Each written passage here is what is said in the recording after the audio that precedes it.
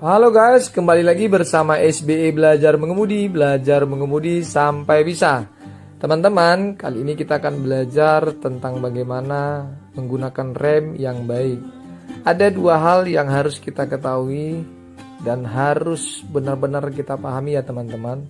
Untuk menggunakan rem, yang pertama adalah bisa menggunakan kopling, dan yang kedua bisa menggunakan rem tanpa kopling.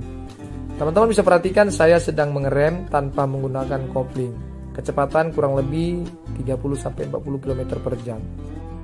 Kembali lagi saya ingatkan ya teman-teman, untuk menggunakan rem bisa pakai kopling dan bisa tidak pakai kopling.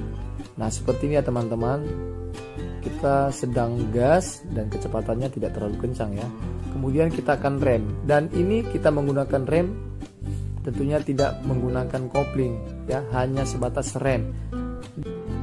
Teman-teman, hal ini sering sekali dipertanyakan bagi teman-teman yang baru-baru belajar.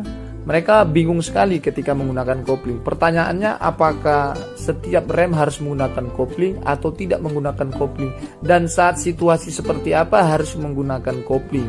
Teman-teman, saya mau sampaikan, di kecepatan tinggi 30, 40, 50, 60, bahkan 100 km per jam, ketika kita hanya menginginkan mobil kita melambat, kita hanya rem saja teman-teman, tidak perlu menggunakan kopling, tidak perlu pijak koplingnya.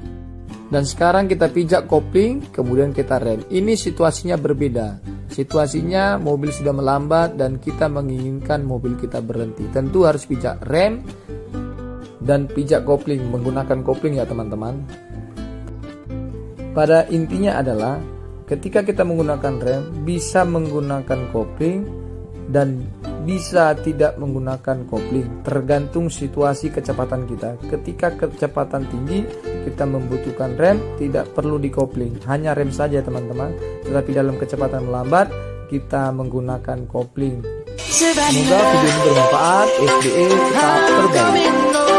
Savannah, we'll never be alone. Savannah, the beauty of the world. Savannah, let's all take a ride. Savannah.